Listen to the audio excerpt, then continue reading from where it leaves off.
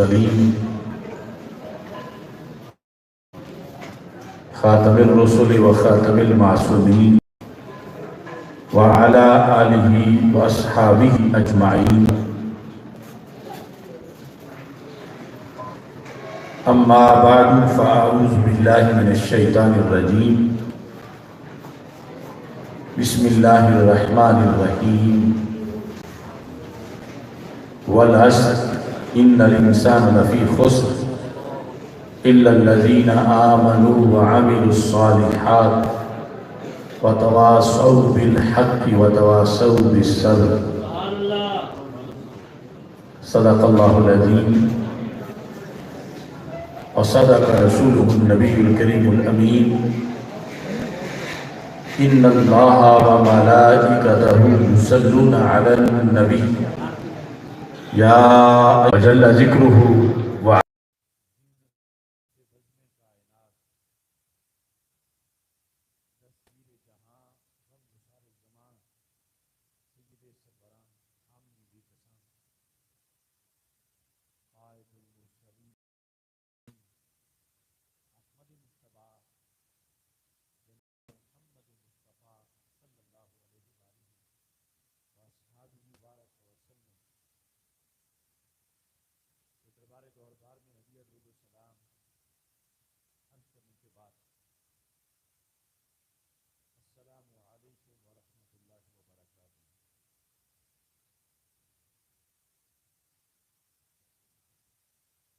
ذوالجلال کے فضل اور توفیق سے آج کا یہ پروگرام سنی کانفرنس کے عنوان سے انعقاد پذیر ہے. برادر اکبر مجاہد اہل سنت محمد حسن جلالی رحمۃ اللہ علیہ کے مثال ثواب کے سلسلہ میں جلالیہ علماء کونسل تحریک لبیک یا رسول اللہ صلی اللہ علیہ وسلم اور تحریک صراط مستقیم کی طرف سے انعقاد پذیر ہے. حضرت پیر سید محمد عبدالشکور شاہ صاحب کی بشرطوحی اس کی صدارت فرما رہے ہیں. محترم شاہد محمود نمبردار صاحب کے حال کو یہ شرف حاصل ہوا. آج کا یہ تعلیمی پروگرام اس حال میں انعقاد پذیر ہے.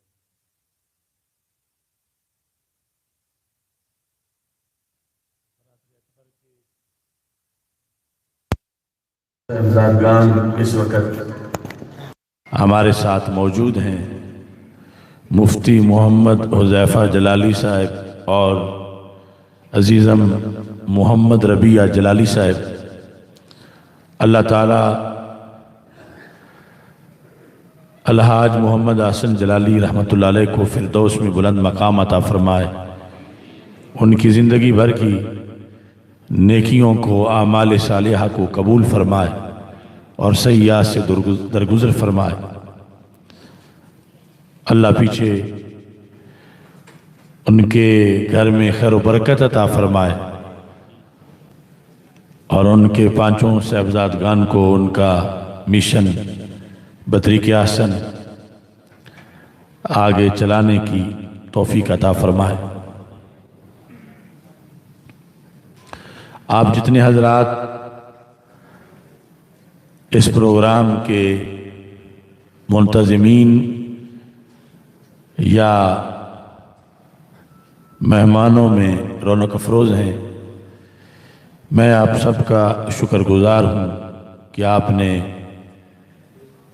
میرے بھائی جان کے ایصال ثواب کے لیے اتنا بڑا اہتمام کیا، اس دعائیہ پروگرام میں شرکت کی رب ذوالجلال آپ سب کو قدم قدم پہ لاکھوں ثواب عطا فرمائے۔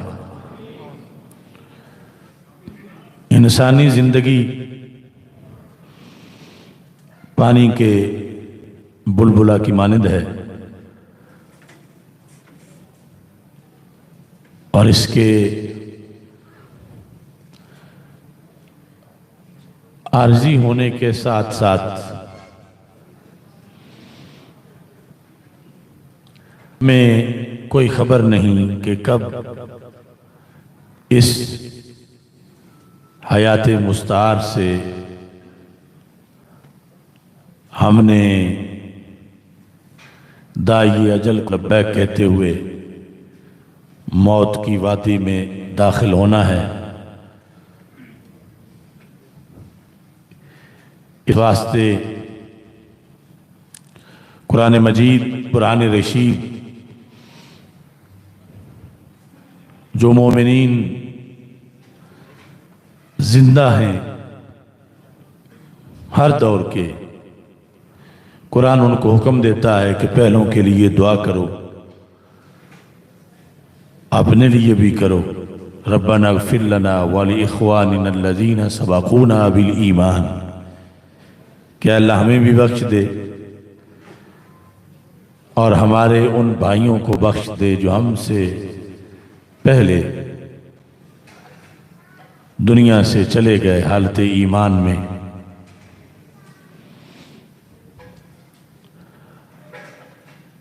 کامیابی اسی کی ہے کہ جس نے دنیا میں رہ کے آخرت سنوار لی، اگرچہ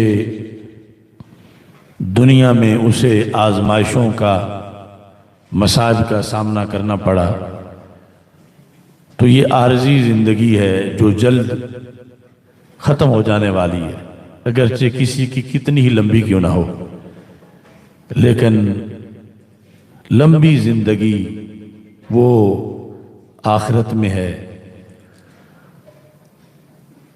اگر عارضی زندگی میں آزمائشیں، سختیاں آ بھی جائیں، اصل یہ ہے کہ بندے کی اخروی زندگی میں کوئی مصیبت نہ ہو، اور اخروی زندگی میں اللہ اور اللہ کے رسول صلی اللہ علیہ وسلم اس سے راضی ہوں۔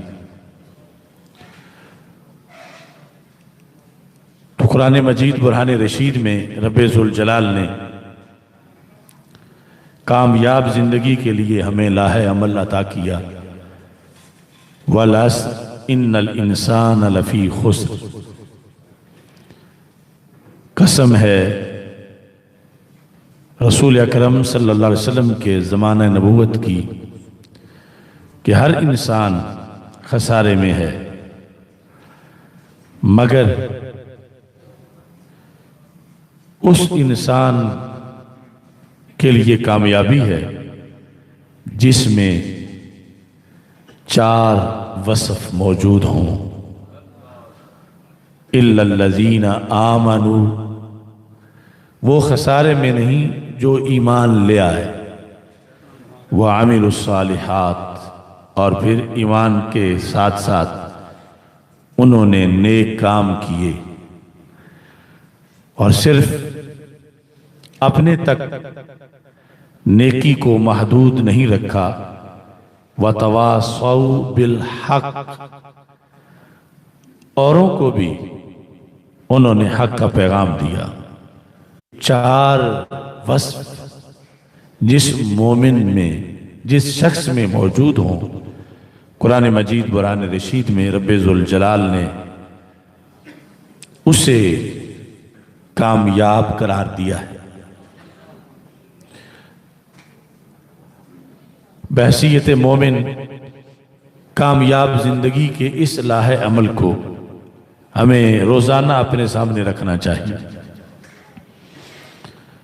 کامیابی کا ایک وہ میرٹ ہے جو دنیا داروں کے نزدیک ہے، اور دوسرا وہ ہے جو اللہ کے پیاروں کے نزدیک ہے۔ دنیا داروں کے نزدیک میرٹ وہ اپنا گھڑا ہوا ہے، لیکن جو اللہ کا بتایا ہوا ہے اس میں کوئی کمی نہیں ہو سکتی، اور اس کو کبھی بھی کنڈیم اور مسترد نہیں کیا جا سکتا۔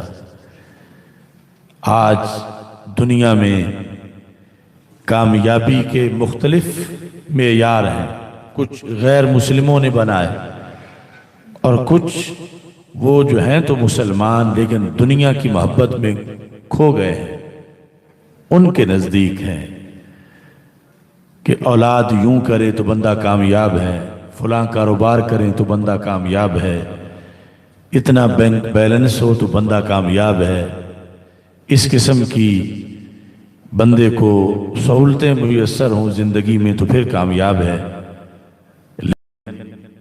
اللہ نے ہم پہ احسان کرتے ہوئے رسول پاک صلی اللہ علیہ وسلم کے سینے پر وحی نازل کر کے قیامت تک ہمیں حتمی کامیابی کا معیار عطا کیا، اور پھر ہم اللہ تعالیٰ کے شکر گزار ہیں کہ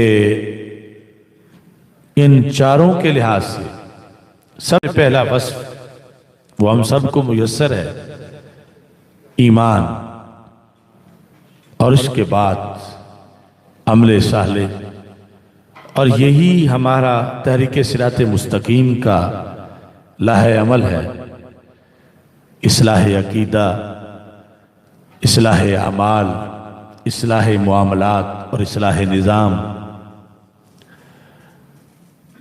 تو ہم بحیثیت تنظیم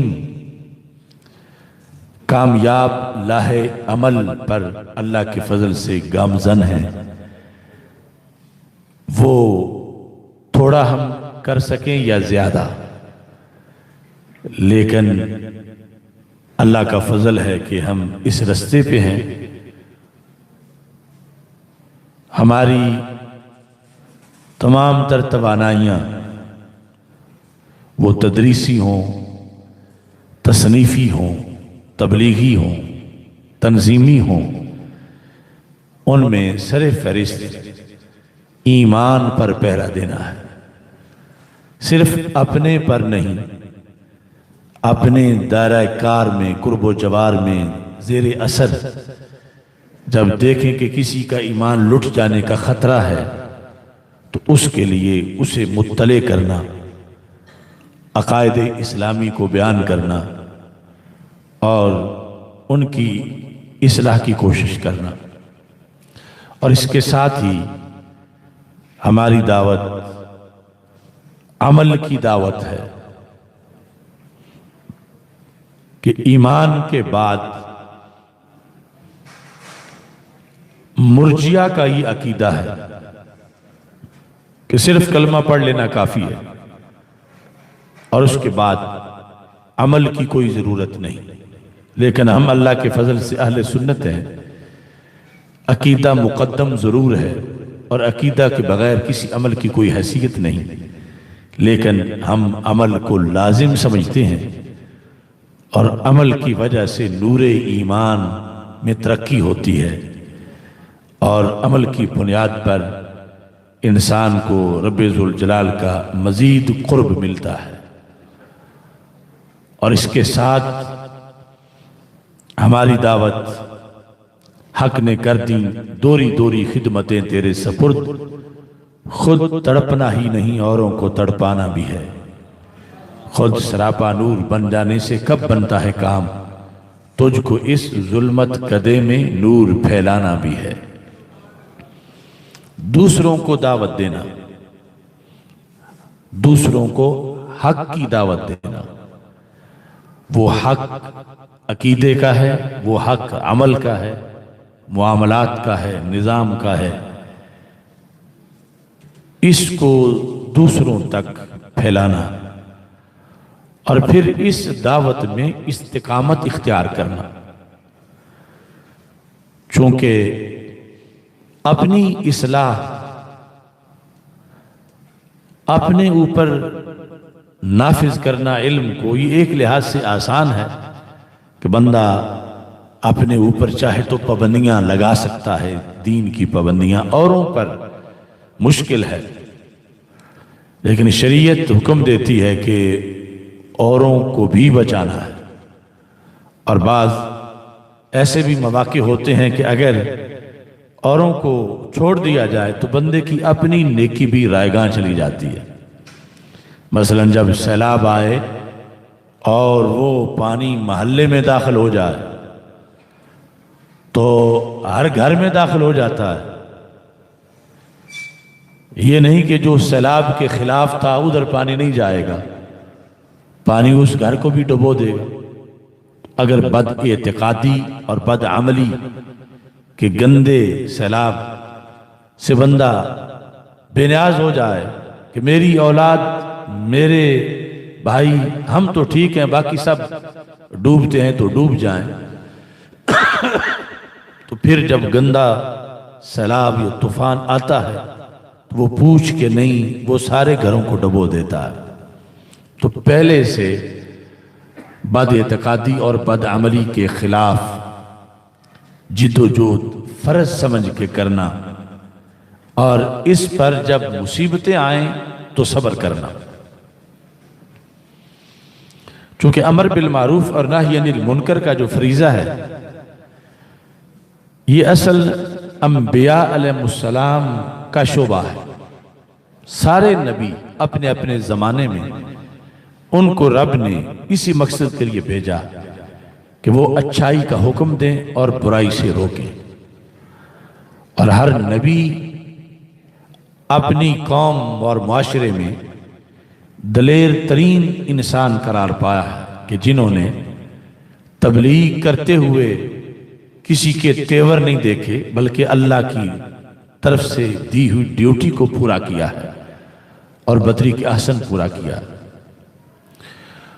چونکہ ہمارے آقا حضرت محمد مصطفیٰ صلی اللہ علیہ وسلم آخری نبی ہیں، تو آپ نے اپنے بعد قیامت تک کے لیے وہ نبیوں والی ڈیوٹی جو ان کے لحاظ سے تو اعلیٰ ترین ان کا منصب ہے، ہمارے آقا صلی اللہ علیہ وسلم نے امت کے لیول پر وہ ڈیوٹی اپنی امت کی لگا دی کہ قیامت تک نبی کوئی نہیں آئے گا، لیکن اندھیرا بھی نہیں چاہے گا کہ جب اندھیرا آئے تو میری امت تبلیغ کرے، میری امت امر بالمعروف اور نہی عن المنکر کرے اور نبیوں والی ڈیوٹی سر انجام دے۔ اس واسطے فرمایا علماء امتی کا انبیاء بنی اسرائیل، کہ میری امت کے علماء تبلیغ دین میں یوں ہیں جیسے بنی اسرائیل کے انبیاء علیہ السلام۔ یعنی یہ بدی کے خلاف کھڑے ہو جائیں گے، اور جب اس پر انہیں قیمت دینا پڑے گی کہ برے سختی کریں گے ان پر، تو یہ اپنی تبلیغ چھوڑیں گے نہیں، یہ گونگے نہیں بنیں گے، بلکہ موت کو تو قبول کر لیں گے، مگر کلمہ حق آخری سانس تک ان کی زبان پہ موجود رہے گا۔ تو یہ ہمارا تنظیمی لاہ عمل بھی ہے، اور ویسے حیات ناپائیدار کے لیل و نہار میں ہماری شرعی ڈیوٹی بھی ہے، جس پر ہم خود، ہمارے کارکنان، ہم سے تعلق رکھنے والے اللہ کے فضل سے لگے ہوئے ہیں۔ اور میں سعادت سمجھتا ہوں بھائی جان محمد احسن جلالی رحمہ اللہ تعالیٰ کی، کہ انہوں نے اپنی ابھرتی جوانی تقوی و پرہیزگاری کے سائے تلے گزاری، تہجد اور نفلی روزے ان کا بھی ہر ماہ میں اہتمام کیا، اور دین متین کی دعوت میں بھی وہ پیش رہے۔ یہ چاروں اوصاف جو کامیاب زندگی کے اس سورہ کے اندر ذکر ہیں، اللہ نے ان اوصاف میں سے انہیں ہر وصف سے حصہ عطا کیا۔ بڑی جرأت، استقامت کے ساتھ انہوں نے اپنی ڈیوٹی نبھائی. ابھی بڑے عزائم تھے ان کے، پر اللہ کے حکم پر، اس کے فیصلوں پر مومن احتجاج نہیں کرتا بلکہ اس کی رضا پہ راضی رہتا ہے. ہم جب تک دنیا میں ہیں ہمارے لیے بھی یہی حکم ہے کہ ہم یہ چاروں اوصاف جو ہیں ان پر کاربند رہیں. امر بالمعروف اور نہی عن المنکر، جس کے لیے آیت میں سورت میں 2 سٹیپ ہیں، وَتَوَاصَوْا بِالْحَقِّ وَتَوَاصَوْا بِالصَّبْرِ، کہ یہ دعوت دینا اور دعوت دے کے پھر ڈٹ کے قائم رہنا اور سختیوں پر صبر کرنا. اس پر ایک حدیث شریف پیش کر کے اپنی گفتگو کو ختم کرتا ہوں. جامع ترمذی میں یہ حدیث ہے کہ ہمارے آقا صلی اللہ علیہ وسلم نے بنی اسرائیل کے علماء کا ذکر کیا. مقصد تھا کہ میں بنی اسرائیل کے علماء اور اپنی امت کے علماء میں فرق بیان کر جاؤں تاکہ کہیں میری امت کے علماء بنی اسرائیل کے علماء کے رستوں پہ نہ نکلیں. تو آپ فرماتے ہیں کہ بنی اسرائیل کے علماء بھی بڑی تبلیغ کرتے تھے، لیکن ان کی تبلیغ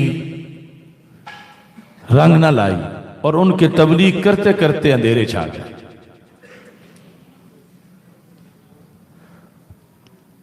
سبب یہ بنا کہ تبلیغ کا جب کوئی اثر نظر نہ آیا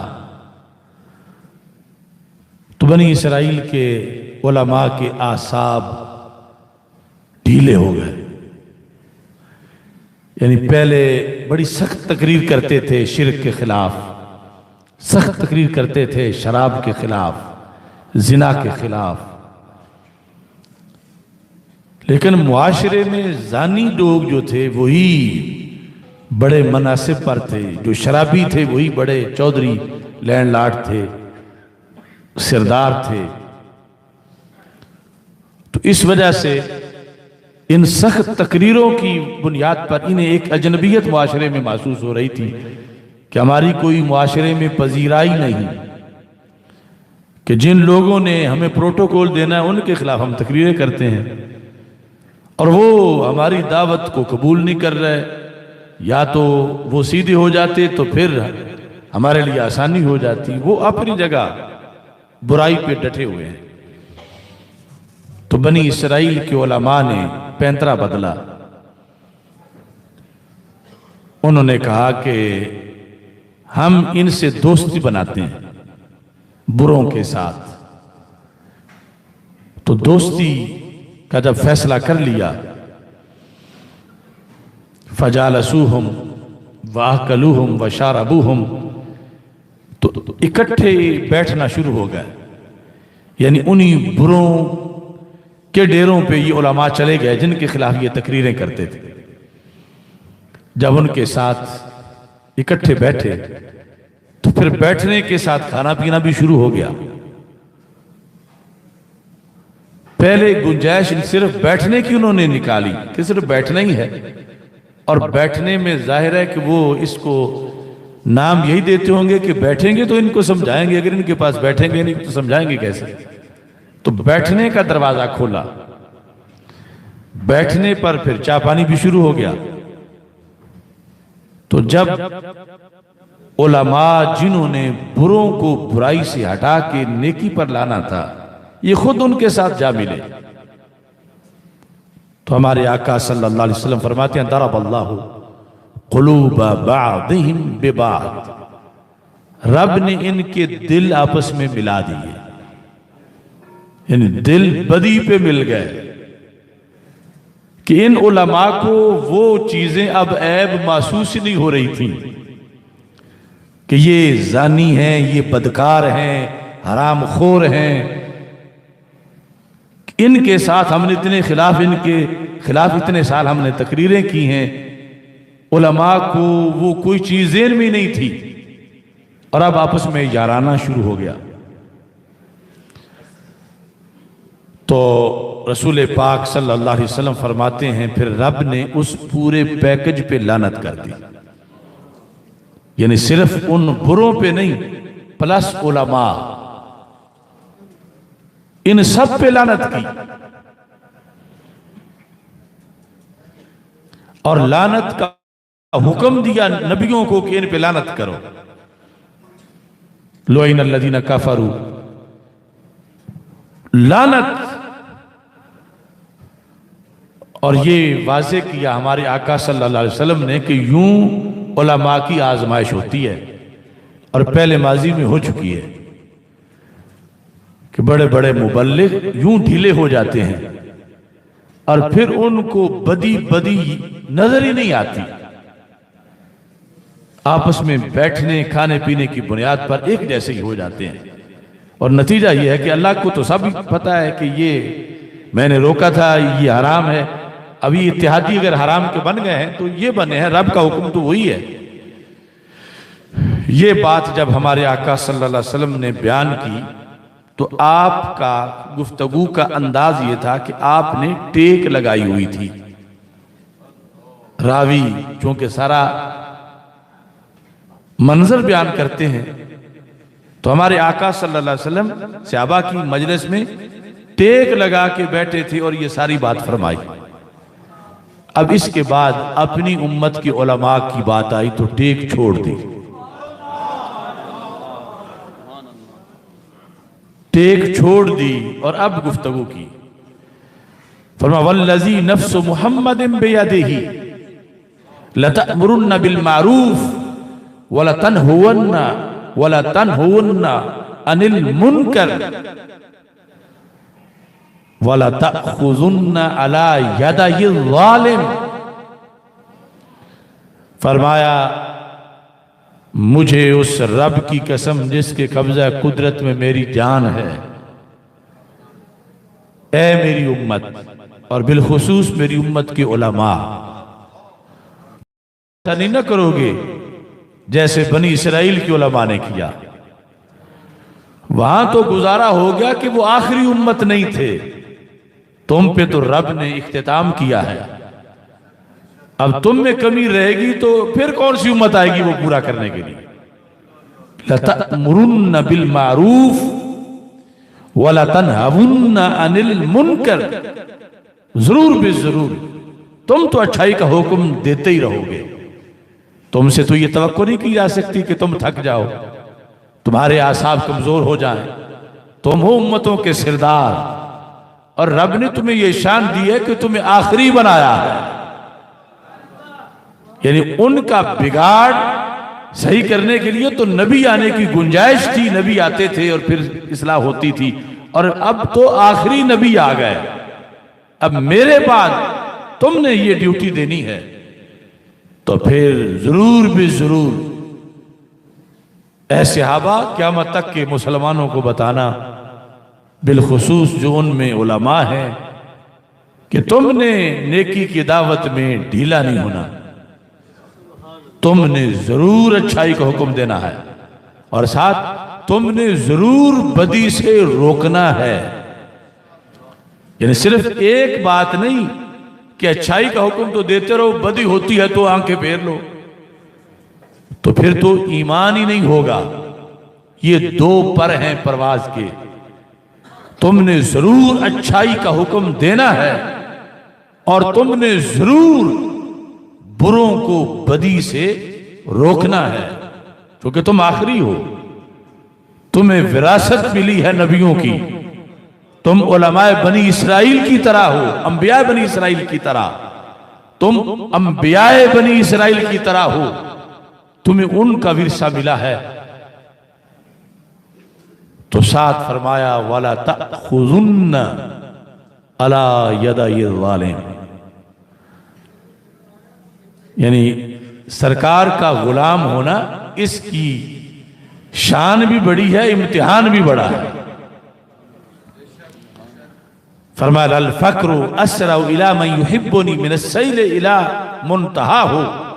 مثال دے کر دوسری حدیث میں ہمارے آقا صلی اللہ علیہ وسلم نے فرمایا کہ جس نے میرا کلمہ پڑھا قیامت تک، اس کے لیے یہ نہیں کہ لمبی تان کے سو جائے، للفقر اسرع الی من یحبنی، جس نے مجھ سے عشق کیا، جو میرا دیوانہ بنا، جس نے مجھ سے پیار کیا، اس کی طرف مصیبتیں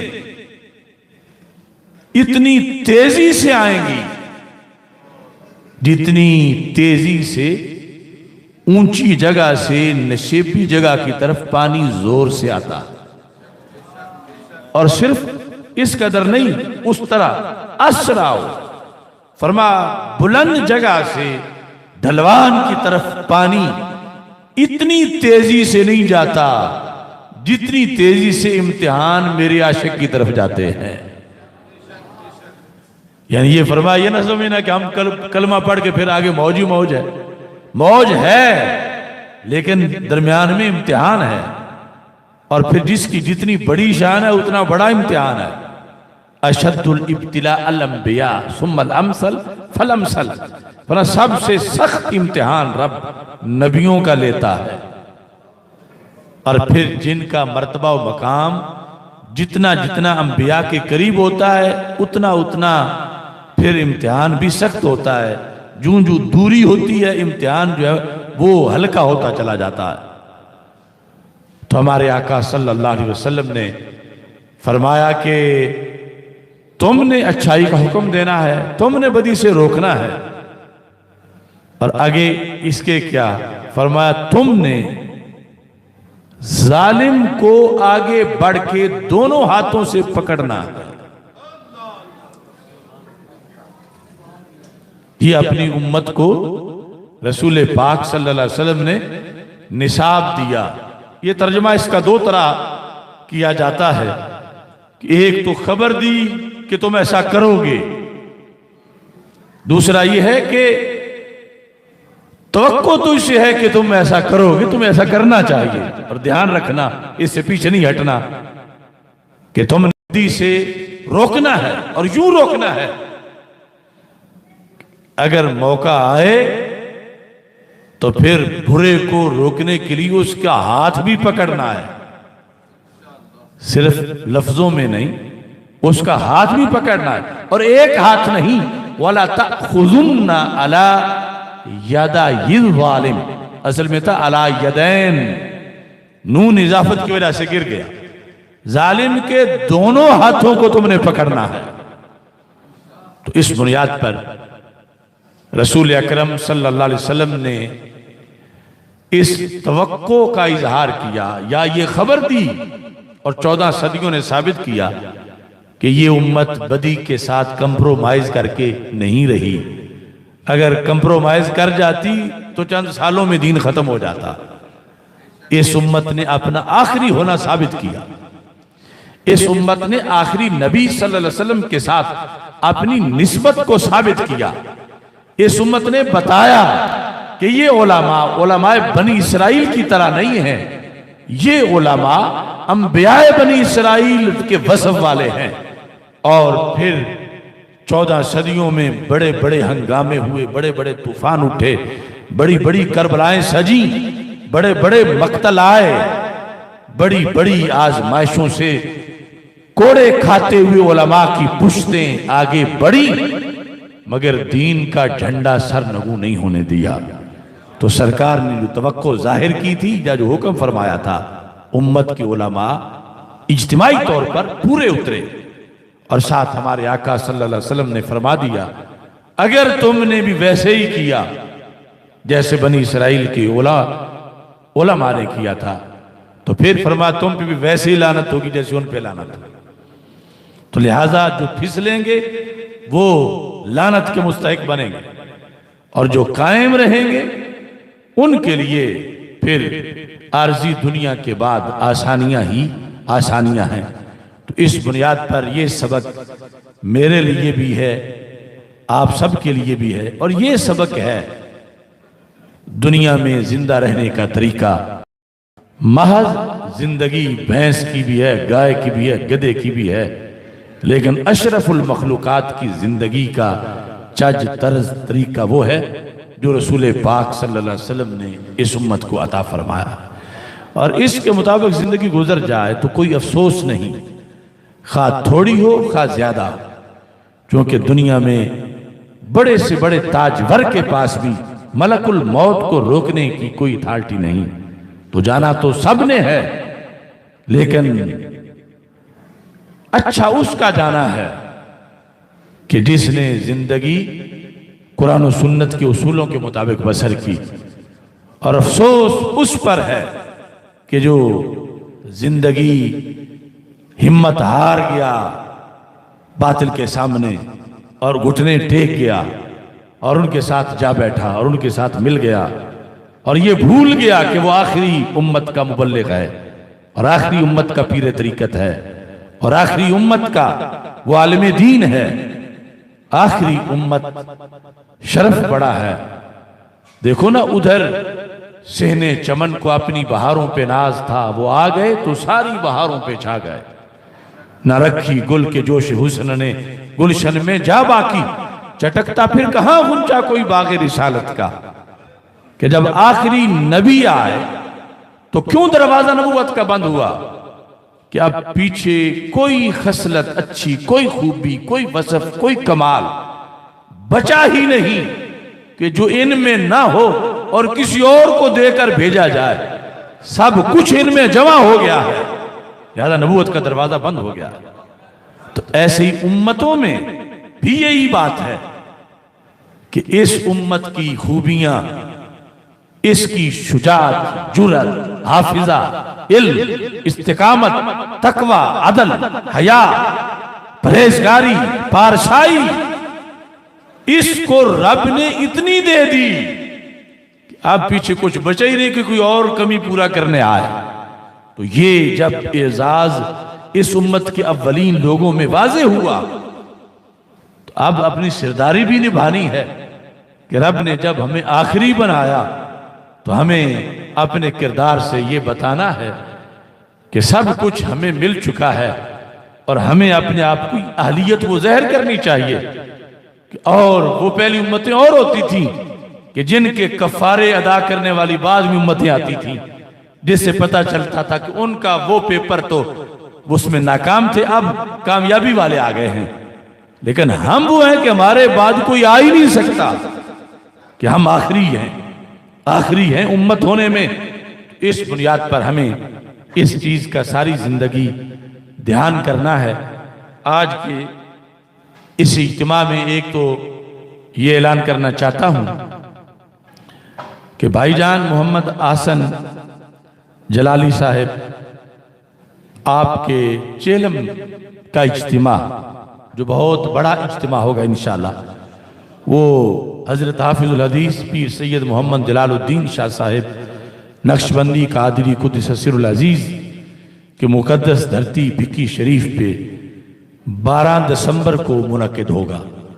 تو اتوار کا دن ہے، صبح 9 بجے سے شروع ہو کر زور کے پہلے تک وہ جاری رہے گا۔ تو اس کی بھی میں آپ حضرات کو دعوت دیتا ہوں، اور ساتھ کہ ہمارے تنظیمی احباب بیٹھے ہوئے ہیں، تو تحریک صراط مستقیم کے لحاظ سے ایک اعلان کرنا چاہتا ہوں کہ اس کے ضلع کے امیر ہیں مولانا محمد صدیق مصطفی صاحب، تو نائب امیر کے منصب پر مولانا محمد عنایت اللہ نیازی صاحب کو منتخب کیا جا رہا، اور پھر ناظم ہے مفتی کامران رضا صاحب، تو نائب ناظم جو ہے مولانا محمد شہباز اسلم قادری صاحب، شہباز اسلم جلالی، ان کو نائب ناظم منتخب کیا جا رہا ہے، اور خزانچی مولانا محمد حبیب یمنی صاحب کو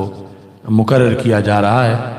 اللہ تعالیٰ ان کو ان عہدوں پر کام کرنے کی توفیق عطا فرمائے۔